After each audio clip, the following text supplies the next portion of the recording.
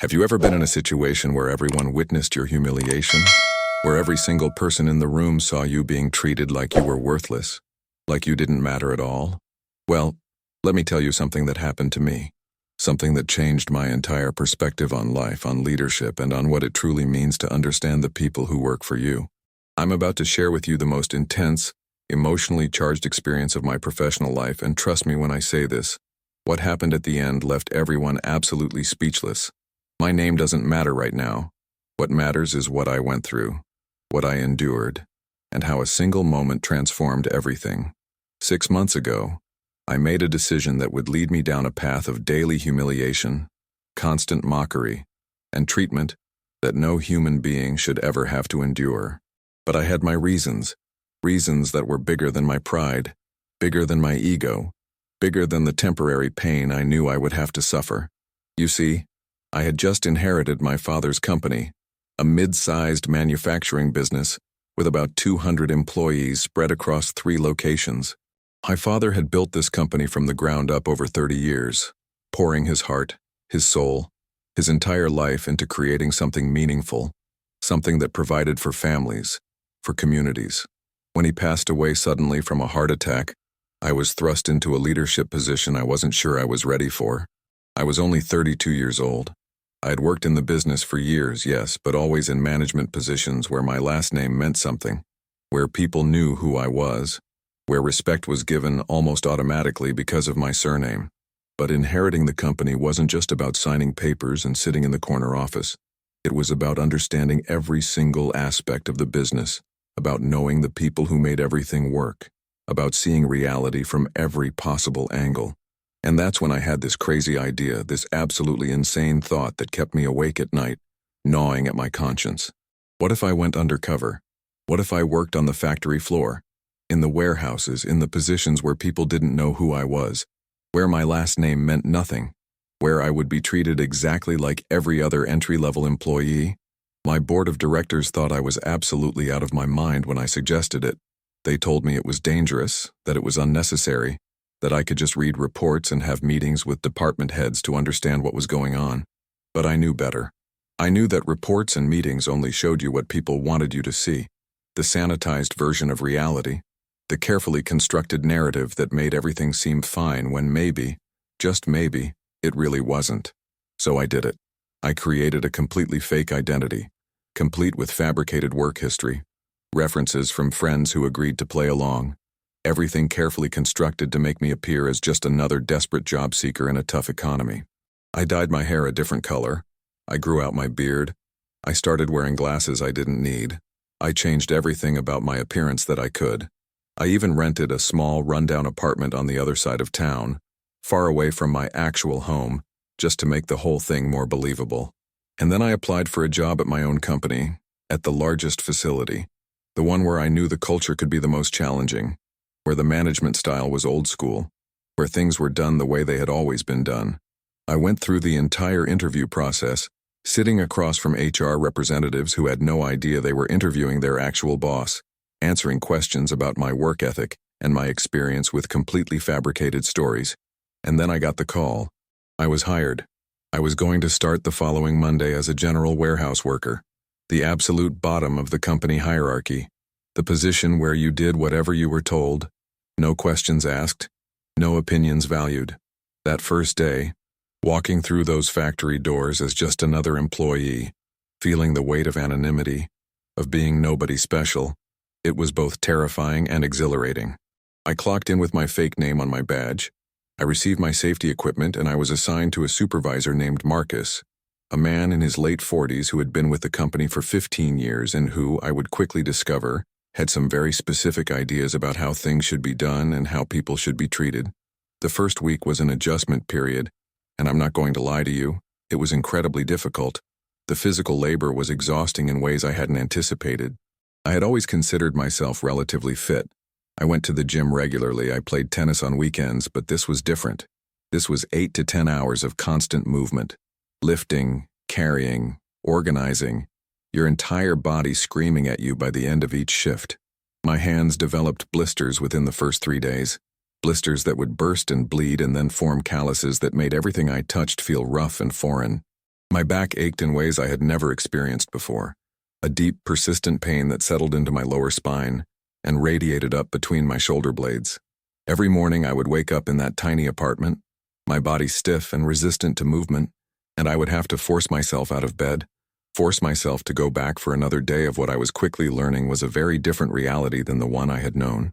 But the physical challenges, as difficult as they were, paled in comparison to the emotional and psychological aspects of what I was experiencing. Because you see, Marcus and several of the other supervisors and even some of the longtime employees had developed a culture, a way of interacting with newer workers, with people they perceived as beneath them, that was honestly shocking. The mockery started small at first. Little comments about how slowly I was working, jokes about whether I had ever actually held a job before, suggestions that maybe I should go back to whatever easy life I had come from. I tried to laugh along, tried to be one of the guys, tried to show that I could take a joke and that I was willing to work hard and prove myself. But the comments didn't stop. They escalated. Marcus in particular seemed to take a special interest in making my life difficult. He would assign me the worst tasks, the ones that nobody else wanted to do, the jobs that were particularly dirty or physically demanding or just plain degrading.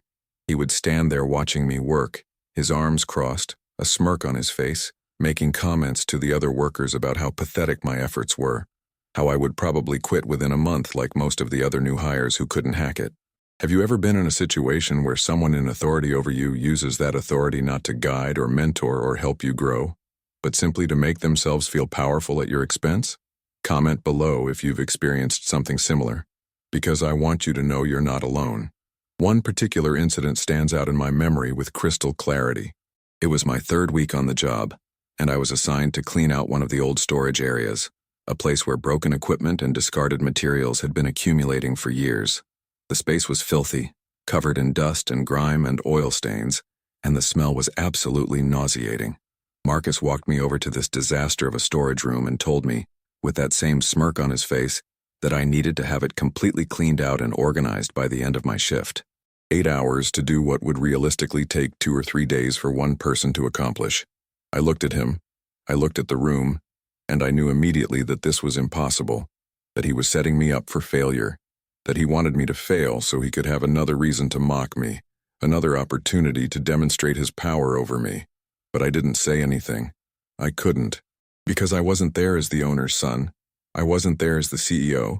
I was there as just another worker who needed this job, who couldn't afford to talk back to his supervisor, who had to swallow his pride and do what he was told.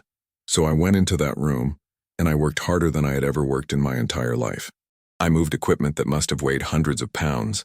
I sorted through boxes of parts and materials that were so old they were practically disintegrating in my hands.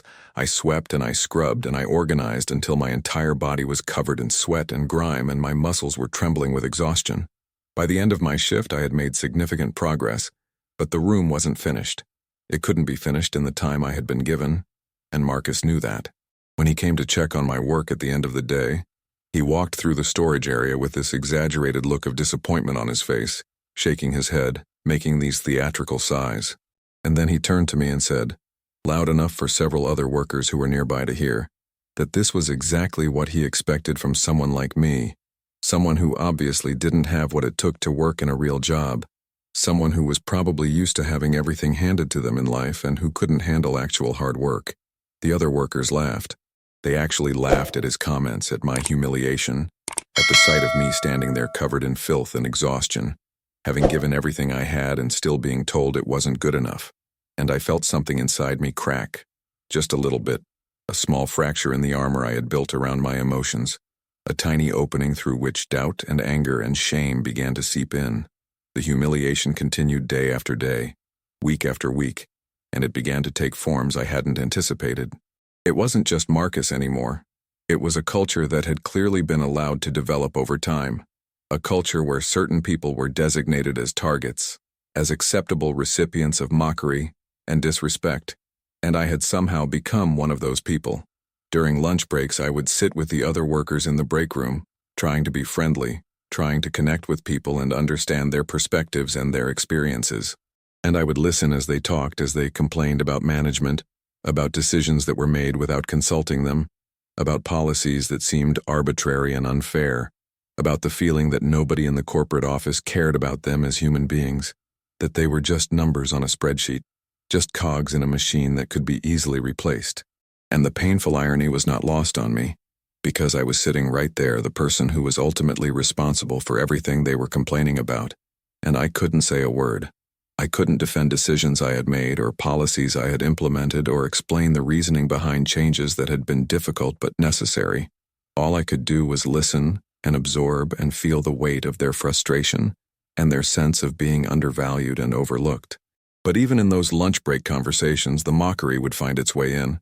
Someone would make a joke about how quiet I was, how I never really contributed to the conversations, how I seemed like I thought I was better than everyone else, even though I was the newest and least experienced person there. And everyone would laugh, and I would force a smile, and inside I would feel this growing sense of isolation, of being fundamentally alone in a room full of people, of being surrounded by colleagues who saw me as nothing more than a source of entertainment, a person whose feelings and dignity didn't really matter.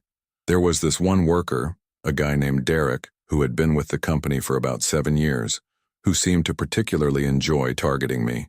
He was one of those people who had probably been bullied himself at some point and had decided that the best way to avoid being a victim was to become a perpetrator, to find someone lower on the social hierarchy and make sure everyone knew that at least he wasn't at the bottom.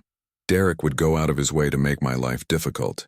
He would hide tools I needed for my work, forcing me to waste time searching for them or asking to borrow from others.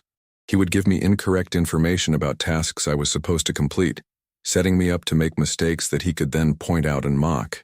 He would make comments about my appearance, about the way I talked, about everything from my clothes to my mannerisms, and he would do it in this casual, joking way that made it difficult to call out without seeming overly sensitive or unable to take a joke.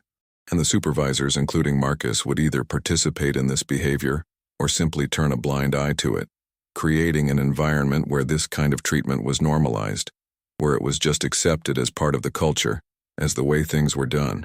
I remember one particularly painful incident that happened during my second month at the facility. We were in a large team meeting, one of those monthly gatherings where management would share updates about production numbers and safety records and upcoming projects. I was sitting in the back of the room, trying to be as invisible as possible, just another face in the crowd. The plant manager, a man named Robert who reported directly to the regional director, and who I had actually hired myself about 2 years earlier, was leading the meeting. And at one point he was talking about the importance of quality control and attention to detail, and he decided to use an example to illustrate his point. He called me out by name, my fake name, and asked me to stand up. My heart started pounding immediately, this sense of dread washing over me because I just knew, that this wasn't going to be good. Robert proceeded to tell the entire room, about 75 people, about a mistake I had made the previous week, a relatively minor error in how I had organized some inventory that had required about 15 minutes to correct. But the way he told the story, you would think I had single-handedly destroyed thousands of dollars worth of product and brought production to a complete halt. He exaggerated every detail. He made it sound like this catastrophic failure that demonstrated exactly why attention to detail was so important, and he did it all while I was standing there, feeling the eyes of every single person in that room on me, feeling the weight of their judgment and their amusement at my expense.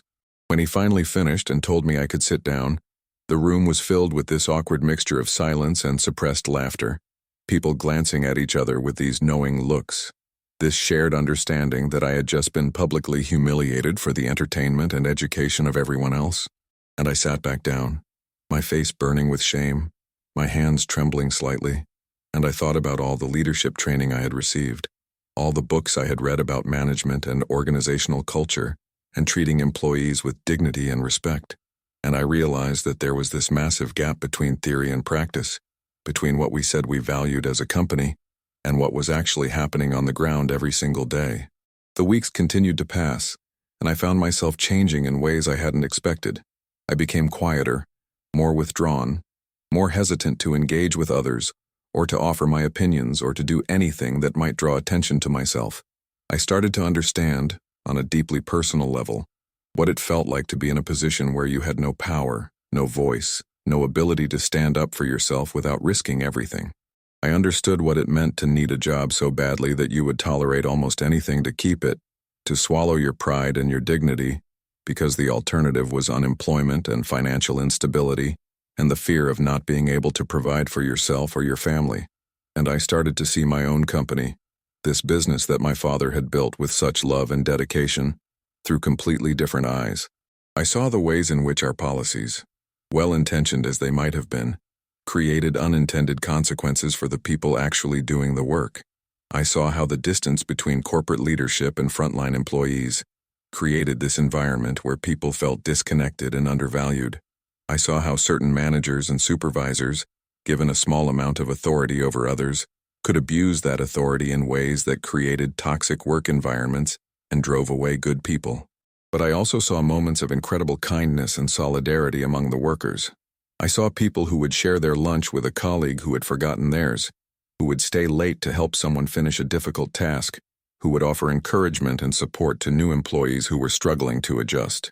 I saw the resilience and the strength of people who showed up every day and did difficult work for modest pay, because they took pride in what they did, because they valued the relationships they had built with their colleagues, because they believed in the products we were making and the service we were providing to our customers.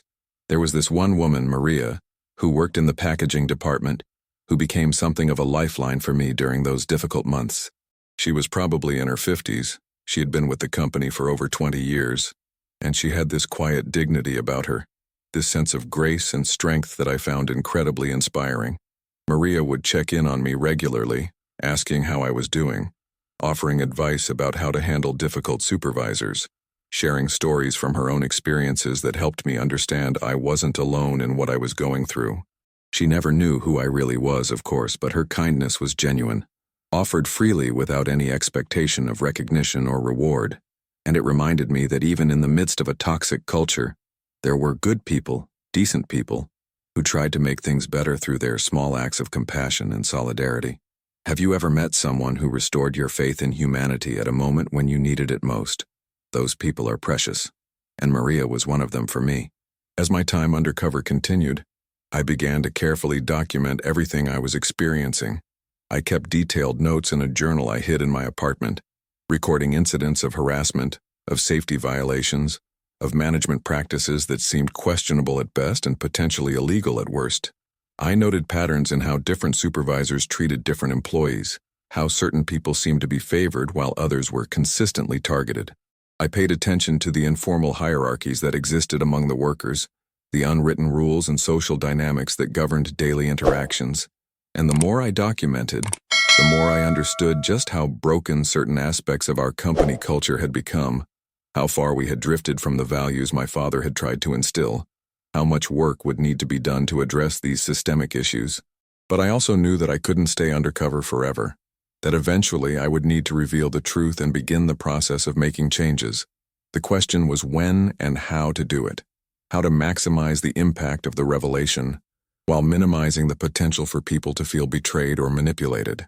I wrestled with this question constantly, lying awake at night in that small apartment thinking about all the people I had come to know, all the conversations I had been part of, all the trust that had been placed in me under false pretenses.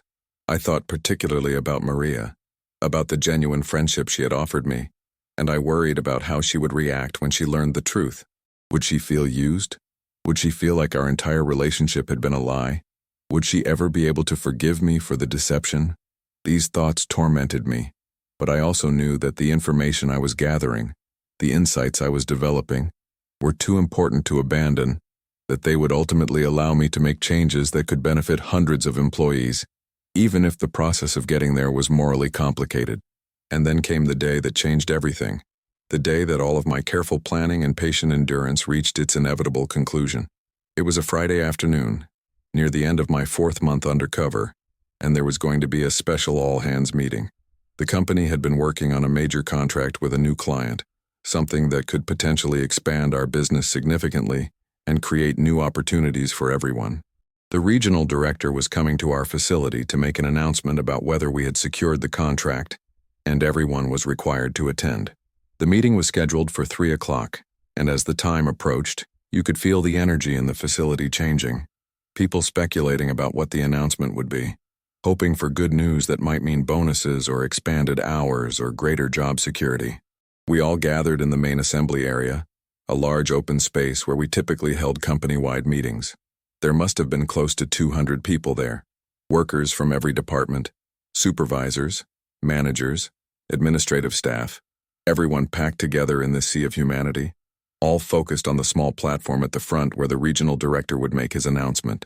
I positioned myself in the middle of the crowd, just another face among many, but my heart was pounding because I knew what was about to happen. I knew that this was going to be the moment of truth, the moment when everything I had been working toward would finally come to fruition. The regional director took the stage, a man named Thomas, who I had known professionally for years but who had no idea I had been working undercover in one of his facilities. He began his presentation with the good news. We had indeed secured the contract, and the room erupted in applause and cheers, people genuinely excited about what this meant for the company and for their own futures. Thomas talked about the details of the contract, about what it would mean in terms of production schedules and potential hiring, and everyone was listening intently, soaking up every word. And then he said something that made my blood run cold. He announced that as part of the expansion, the company would be implementing some restructuring, and he specifically mentioned that there would be a new emphasis on leadership development and accountability at the supervisory level. He used words like efficiency and streamlining and performance-based advancement, and I watched as the mood in the room shifted, as people began to realize that this good news might come with some difficult changes, that not everything was going to stay the same. And that's when Marcus, standing just a few feet away from me in the crowd, decided to make a comment.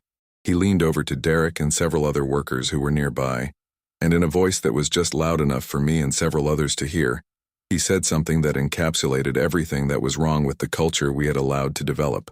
He said, and I quote, "Well, at least with this expansion they can finally get rid of some of the dead weight around here." And then he looked directly at me, this smirk on his face, this absolute certainty that he could say whatever he wanted without consequence because he was a supervisor and I was nobody. Several people nearby heard the comment and laughed.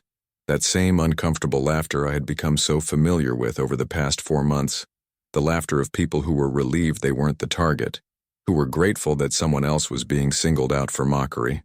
And in that moment, something inside me shifted. All of the patience I had maintained, all of the self-control I had exercised, all of the times I had swallowed my pride and kept silent, it all reached a breaking point. Because this wasn't just about me anymore. This was about every person who had ever been treated this way, every employee who had been made to feel worthless or expendable, or less than human by someone in a position of authority. This was about my father's legacy and what this company was supposed to represent. This was about making sure that no one else would have to endure what I had endured, that no one else would have to choose between their dignity and their livelihood. The regional director had finished his presentation and was taking questions from the crowd, and I saw my opportunity. I raised my hand, and Thomas, not recognizing me in my disguise, called on me. I thanked him for the update about the contract, and then I said, in a voice that was surprisingly steady given how my heart was racing, that I had a question about the leadership development and accountability he had mentioned. I asked if that accountability would extend to supervisors who created hostile work environments, who mocked and belittled their subordinates, who abused their authority for personal amusement. The room went silent, and I could feel every eye turning toward me. This nobody worker who had just asked a very pointed and uncomfortable question. Thomas looked slightly taken aback, but to his credit, he said that yes, absolutely. Accountability meant everyone in leadership positions would be held to high standards of professionalism and respect. And that's when I did it. That's when I dropped the bomb that would change everything. I stepped forward slightly out of the crowd and I said, "I'm glad to hear that, Thomas, because I've spent the last 4 months working undercover in this facility, experiencing firsthand the kind of treatment that some supervisors think is acceptable. And I have extensive documentation of behavior that violates every policy we have about workplace respect and dignity." The silence in that room was absolute, the kind of silence that feels like a physical presence, heavy and suffocating. People were looking at me with confusion, trying to process what I had just said, trying to understand what was happening. And then I reached up and removed my glasses, and I pulled out the contact lenses that had been changing my eye color, and I said, "My name is actually James Morrison, and my father was Richard Morrison, who founded this company. and I am now the CEO and owner of Morrison Manufacturing. I watched as recognition dawned on faces throughout the crowd, as people began to realize who I was, as the implications of what I had just revealed began to sink in. I saw Marcus's face go completely white, the smirk disappearing, replaced by an expression of absolute horror. I saw Derek take a step backward as if distance might somehow protect him from what was coming. I saw Robert, the plant manager, close his eyes briefly as if in pain, understanding immediately how bad this was going to be. And I saw Maria, sweet Maria, who had been so kind to me, looking at me with this mixture of shock and hurt and confusion. And in that moment I almost regretted everything, almost wished I could take it all back because the look on her face was heartbreaking. But I couldn't stop now. I had started this and I needed to see it through. I continued speaking, my voice carrying through the silent assembly area, and I told them why I had done this, why I had spent 4 months working alongside them in disguise. I told them about inheriting the company and feeling a responsibility to truly understand every aspect of the business, to see things from the perspective of the people who made everything work.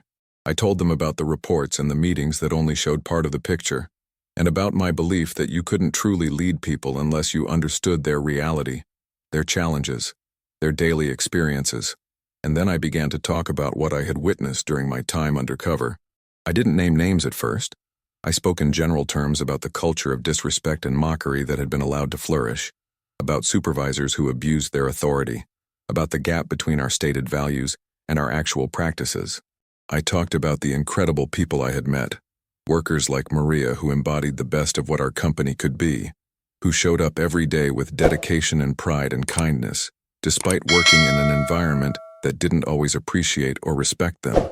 I talked about the waste I had seen, not just of materials or resources, but of human potential, of talented people whose ideas and insights were ignored because of their position in the hierarchy, of innovation that was stifled because we had created a culture where speaking up or suggesting improvements could make you a target. And as I spoke, I watched the crowd, seeing different reactions on different faces.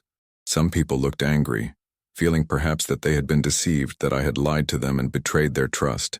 Some people looked scared, particularly those who had participated in the mockery and harassment, understanding that there would be consequences for their behavior. Some people looked hopeful, like maybe, just maybe, things were actually going to change.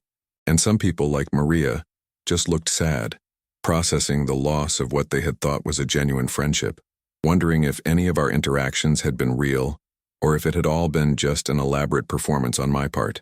Thomas, the regional director, had been standing on the platform this entire time, clearly unsure of how to handle this unprecedented situation.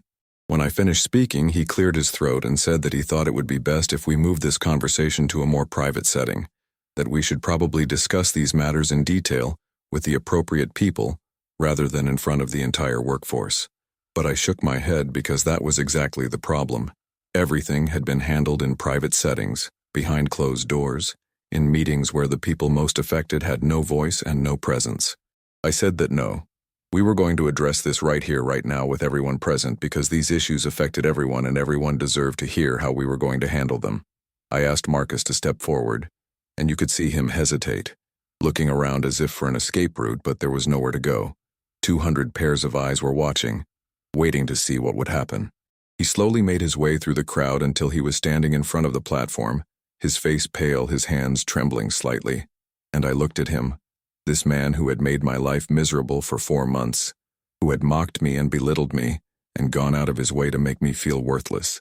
And I felt this complicated mixture of anger and pity, because I realized that he was probably doing to others what had been done to him, that he had likely learned this behavior from previous supervisors and managers who had treated him the same way, that he was perpetuating a cycle of disrespect that had existed in some form for years.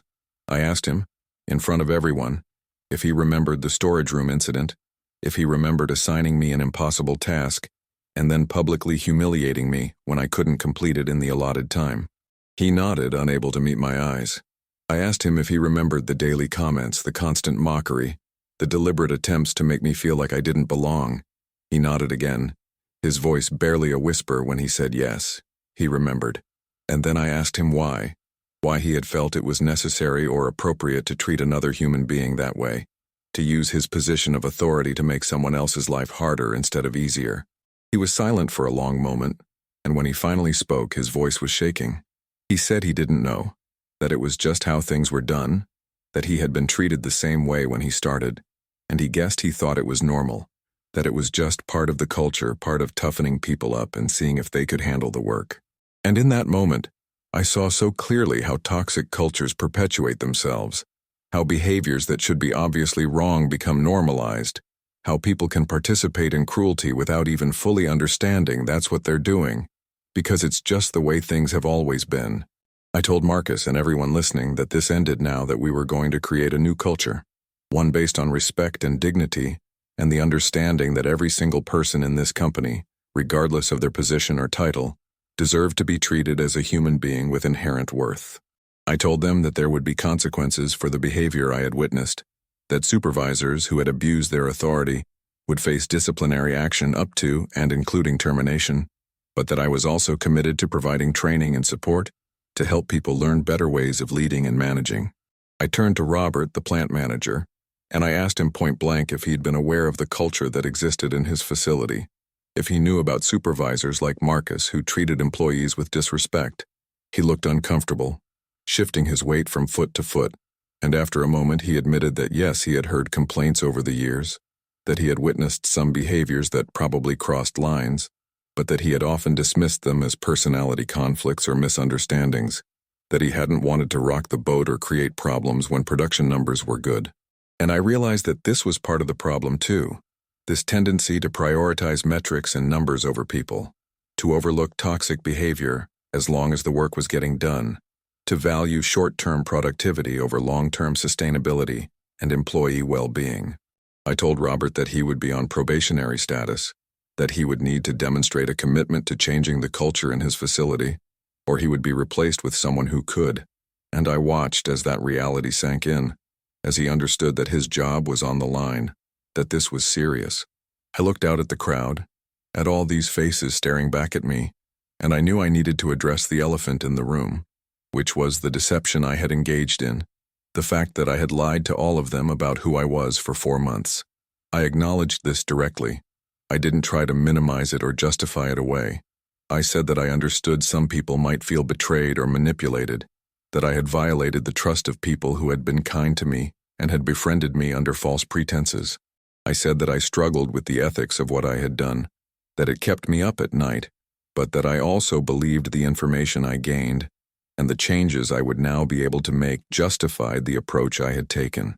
I specifically looked at Maria when I said this, trying to convey without words how much her friendship had meant to me, how genuine my appreciation for her kindness had been even though the circumstances under which it was offered were built on a lie. And then I began to outline the specific changes we would be implementing immediately. First, there would be a complete review of all supervisory and management personnel, with input from the employees they supervised, and anyone found to have engaged in harassment or abuse of authority would face appropriate consequences. Second, we would be implementing comprehensive training programs on respectful workplace culture, effective leadership, and conflict resolution for everyone in supervisory positions. Third, we would be creating new channels for employees to report concerns and complaints, with protections against retaliation and a commitment to actually investigating and addressing issues that were raised. Fourth, we would be re-examining our policies and procedures to identify places where we had created unnecessary barriers or burdens for frontline workers, where we had prioritized bureaucratic efficiency over human dignity.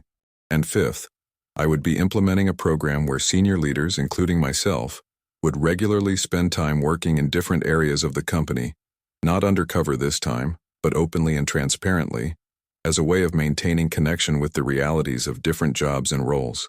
Have you ever witnessed a moment where everything changed in an instant, where the old order was swept away and something new had the chance to emerge?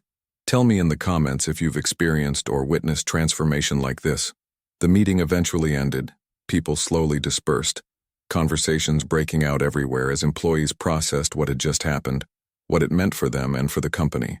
Some people approached me wanting to shake my hand, thanking me for caring enough to actually experience what they experienced, expressing hope that things might actually change. Others kept their distance, still processing, still uncertain about what all of this meant.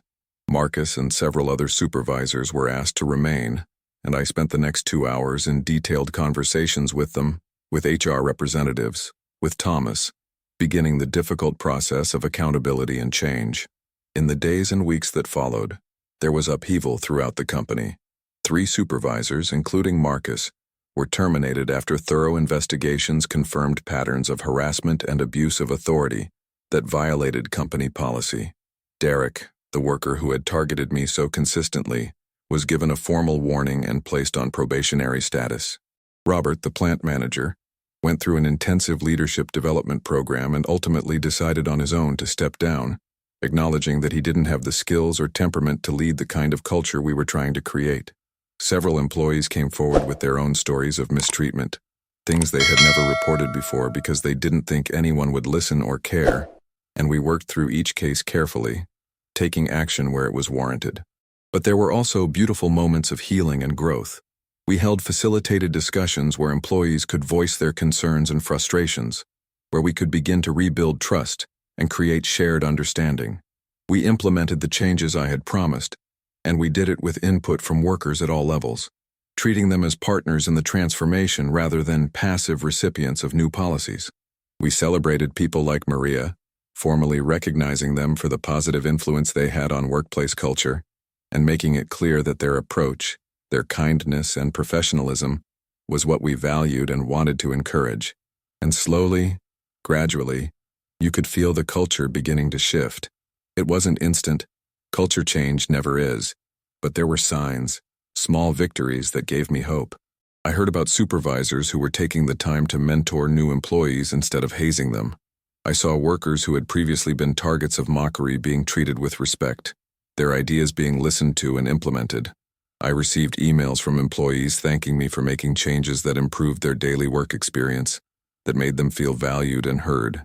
Maria and I eventually had a long, honest conversation about everything that had happened. She told me that she had felt hurt and betrayed when she learned the truth, that it had taken her time to process and to understand my motivations.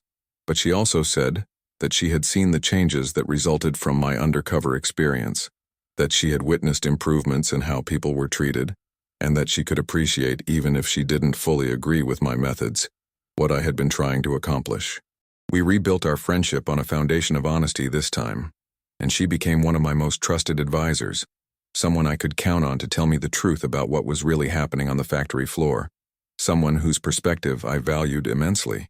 Looking back now, 6 months after that dramatic revelation, I can see how that experience fundamentally changed me as a leader and as a person. I learned that you cannot truly understand someone's experience without walking in their shoes, that reports and metrics and second-hand accounts, valuable as they are, can never replace direct experience. I learned that toxic cultures don't happen by accident. They develop over time when bad behavior is tolerated or ignored, when people in positions of authority forget that their primary job is to serve and support the people they lead, not to use them as stepping stones for their own ego or advancement. I learned that change is possible, that even deeply entrenched patterns can be disrupted and transformed, but that it requires courage, commitment, and a willingness to address uncomfortable truths. I learned about the incredible resilience and strength of people who show up every day to do difficult work, who maintain their dignity and their kindness, even in environments that don't always appreciate or respect them. And I learned that leadership isn't about authority or titles or corner offices. It's about understanding, empathy, and the commitment to create conditions where every person can do their best work and be treated with the respect they deserve. The company my father built is still a work in progress. We haven't solved every problem. We haven't eliminated every toxic dynamic. We haven't achieved the perfect workplace culture. But we're better than we were. We're moving in the right direction, and we're committed to continuous improvement, to listening to our employees, to treating people as the most valuable asset we have, because that's what they are. My father used to say that a company is only as good as the people who make it run, and that if you take care of your people, they'll take care of the business. I think he was right, and I think my 4 months undercover, as difficult and complicated as that experience was, helped me understand what taking care of people really means. It means seeing them, truly seeing them, not as workers or employees or human resources, but as complex, valuable human beings deserving of dignity and respect. It means creating environments where people can bring their whole selves to work, where they don't have to choose between their dignity and their livelihood. It means holding everyone, especially those in positions of authority, accountable to the highest standards of professional conduct. And it means being willing to do hard things, to make difficult decisions, to have uncomfortable conversations, because creating positive change is never easy, but it's always worth it. So I want to ask you, have you ever experienced workplace bullying or harassment? Have you ever witnessed someone in authority abusing their power? Have you ever felt like you had to tolerate unacceptable treatment because you needed your job? Comment below and share your story, because I want you to know that you're not alone, that these experiences are far too common, but that they don't have to be accepted as normal or inevitable.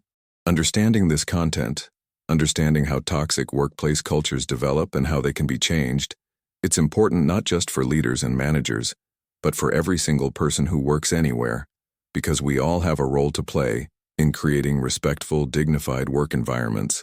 If this story touched your heart, if it resonated with your own experiences, or opened your eyes to dynamics you hadn't fully understood before, please leave a like on this video. Subscribe to my Truth Revealed Tales for more real stories about real experiences that matter, stories that challenge us to think differently and to be better. Hit that notification bell so you never miss a new story.